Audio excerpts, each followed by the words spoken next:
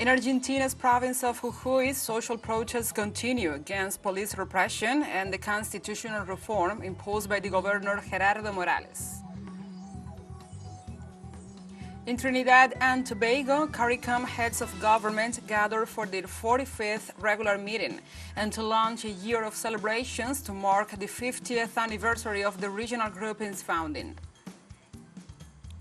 And also in Senegal, President Macky Sall announced he will not seek re-election, putting an end to a week of rumors.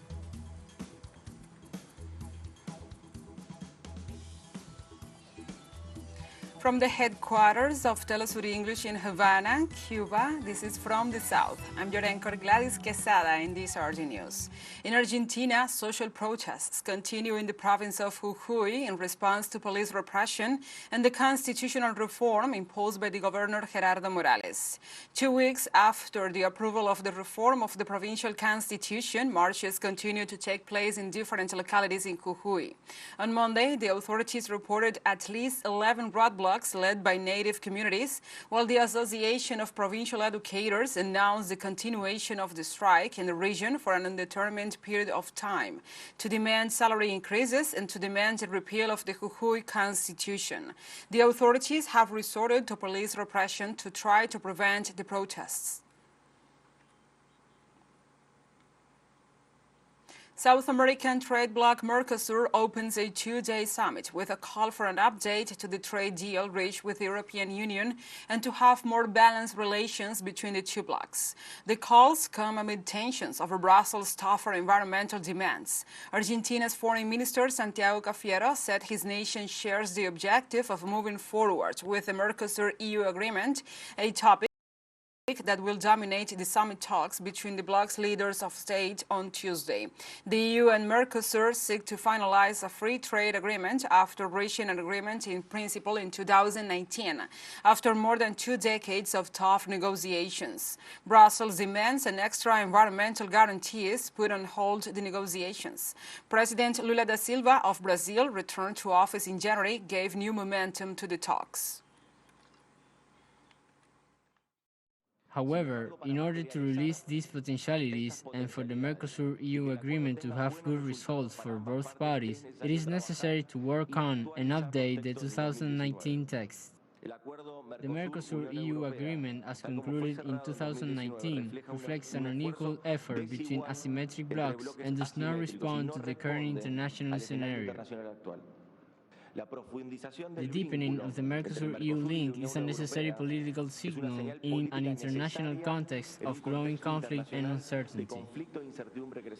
Mexican President Manuel Lopez Obrador clarified that opposition parties no longer influence the political life of the country because they have been absorbed by what they called the supreme conservative power. The president indicated in his morning press conference that the traditional political parties are losing their leaders and the militants because they respond to power factions. Lopez Obrador also indicated that the political parties respond to the business persons and also said that this sector uses the media to defend its own interests.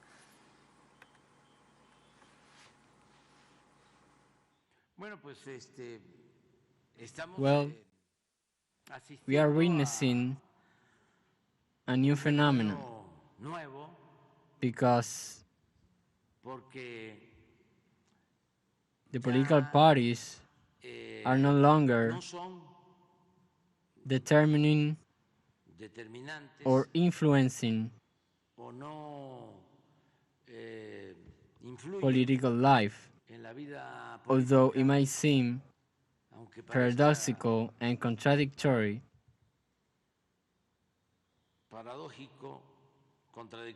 I am referring to the opposition political parties.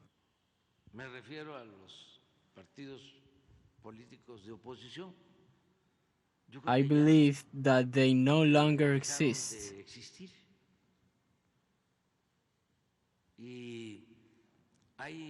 And there is a grouping that absorbed them, which I have called supreme conservative power. And in Brazil, app platform delivery workers risk their lives for low pay with no labor benefits and little job security. But across the country, they are beginning to fight back. In Recife, our correspondent Ryan Mier has more.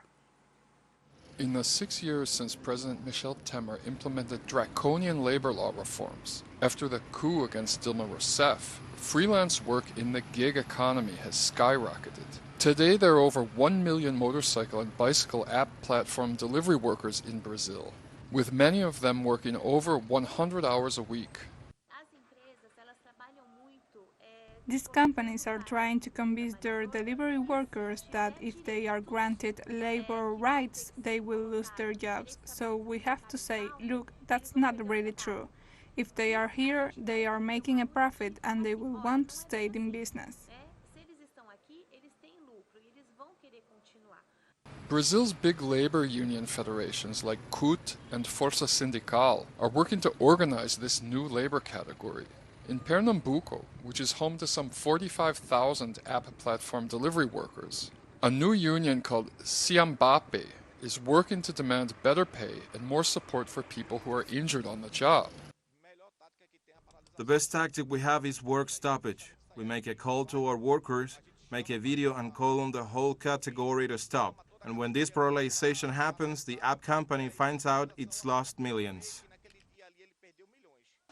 After a recent strike threat, iFoods has agreed to hold a public assembly with the union to negotiate better working conditions. Brian Mir, TeleSUR, Recife. Let's take a short break. But remember, you can join us on TikTok at TeleSUR English, where you will find the news in different formats, news updates and more. Other stories coming up. Stay with us.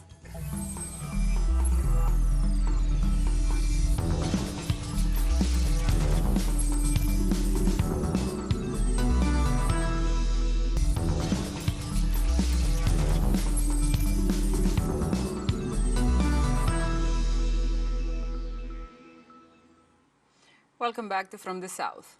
The 45th Summit of Heads of State of the Caribbean Community was held in Trinidad and Tobago on the 50th anniversary of its creation.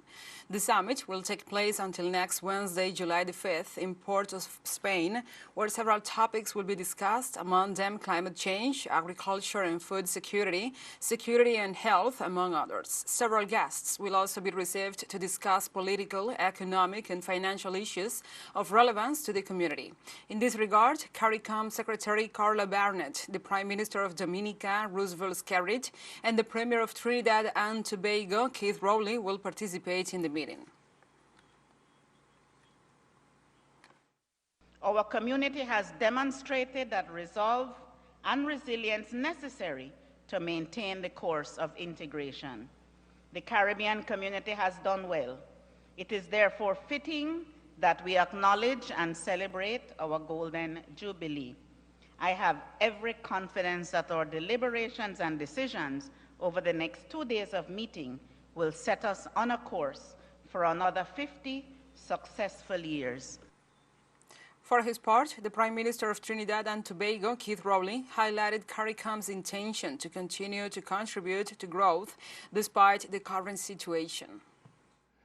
We have CARICOM as the next best thing to bring about regional cooperation. And we must continue to grow the integration movement by adding new blocks to the structure, even as we strengthen what already exists. Even where there was doubt in the beginning, the experience must have shown us that we are stronger together. And even though we are an amalgam of small pieces of the globe, on the world stage, we might be small, but we are not insignificant. As CARICOM, we are at our strongest. We could be at our best. Let's claim our space in this world and just do it.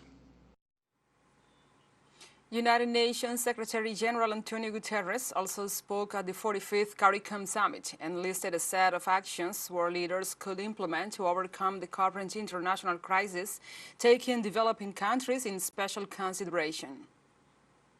I have proposed a set of actions world leaders can take now.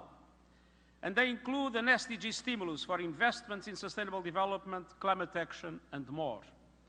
An enhanced and effective debt relief mechanism, new financial tools such as swaps that convert debts into investments in climate adaptation, an increase in the capital base of multilateral development banks, and a change in their business model with a new approach to risk to be able to leverage more private finance at reasonable cost in support of developing countries. The rechanneling of special drawing rights and the shift in subsidies away from fossil fuels and unsustainable agriculture and food systems into sustainable development. And redressing a core injustice facing middle-income countries, the continued lack of access to concessional financing because of allocation metrics that ignore vulnerabilities to shocks such as financial crises or climate-related disasters. And I fully support your call for a multidimensional vulnerability index.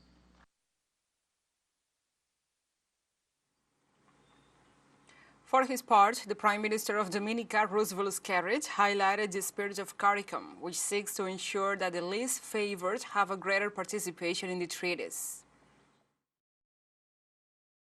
In any free trade arrangement within an integration movement, there will be those who benefit more than others. We recognize this in our revised treaty.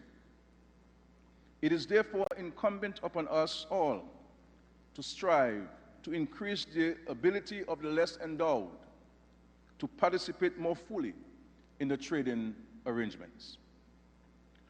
We must all seek to make our arrangements more equitable and use the provisions of the treaty in a more positive manner.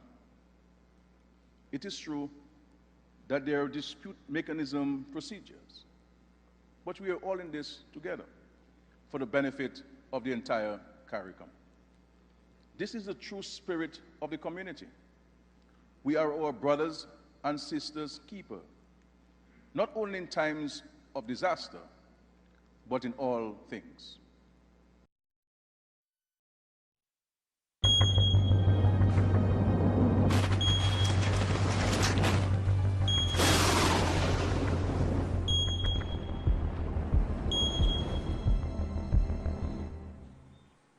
And now we move on to other topics. In Guatemala, heavy rains have left 13 people dead and 3 others injured, plus more than 400,000 affected.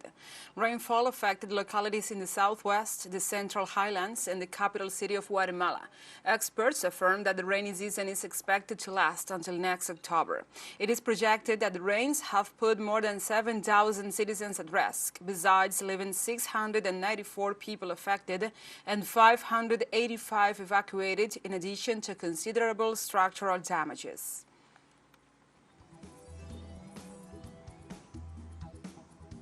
And now we have a second short break coming up. But before, we invite you to visit our YouTube channel at TeleSUR English, and there you will be able to rewatch our interviews, the top stories, the special broadcastings, and more. Hit the subscribe button and activate the notification bell to stay up to date on the world's most recent events. A final short break, don't go away.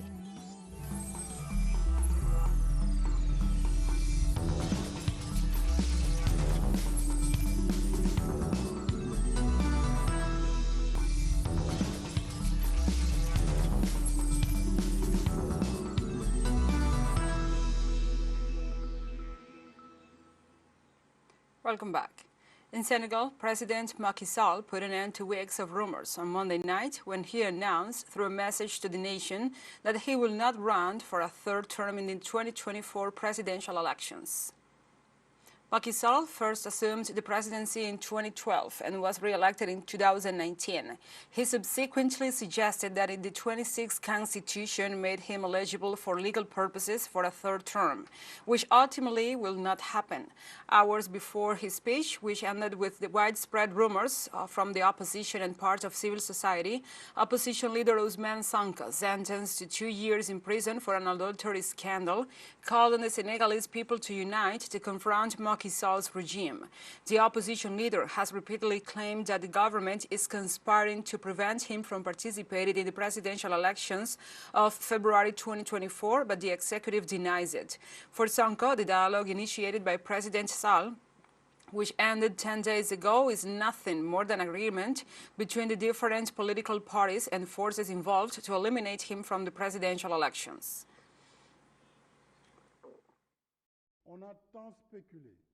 There has been much speculation and comment on my candidacy for this election. However, I never wanted to be held hostage to this permanent injunction to speak before the hour, because my priorities overall were for the country's management, for a coherent governmental team focused on its emergence, in particular at a time of social economic difficulties and uncertainties. It will also come as a surprise to those who wish to see me continue to guide the construction of Senegal, which is gradually finding its feet. But Senegal is certainly more than me, and it is full of capable leaders for the country's emergence.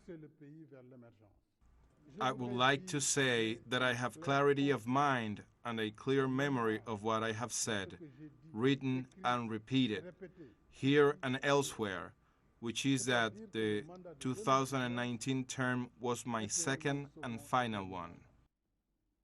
I have a code of honor and a sense of historical responsibility that requires me to preserve my dignity and my word. In South Africa, Minister Kozientsho Ramokgopa said that the country is starting to keep up with demand and soon could have no blackouts for 24 hours, though he declined to give a specific date. South Africa is set to see its most blackout days in history in this year, with daily power cuts of up to almost 10 hours a day. With the power generation beginning to keep up with demand, Ramokgopa said the country will be coming down from stage 6 to stage 3 in the space of 6 weeks. The government implements load shedding in stages ranging from 1 to 8, with 8 being the highest and resulting in over 10 hours of daily power cuts. However, as South Africa heads into its coldest months in July and August, residents fear that higher heating demands could outstrip electricity supply.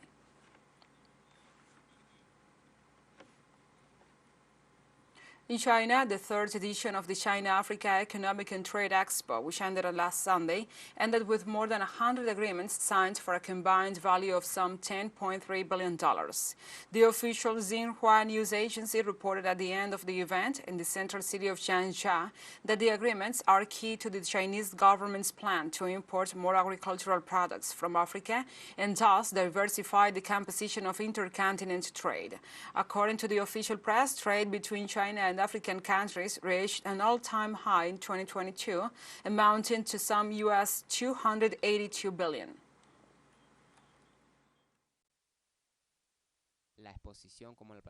The exhibition, as the largest economic and trade platform under the framework of the China-Africa Cooperation Forum, has been well received since its launch in 2018. The exhibition this year grew even larger in scale and involved more participants, attracting more than 1,700 Chinese and African enterprises, business associations, chambers of commerce, and financial institutions from 53 African countries, 12 international organizations, and 30 provincial regions in China to attend the event, which made a record in its history.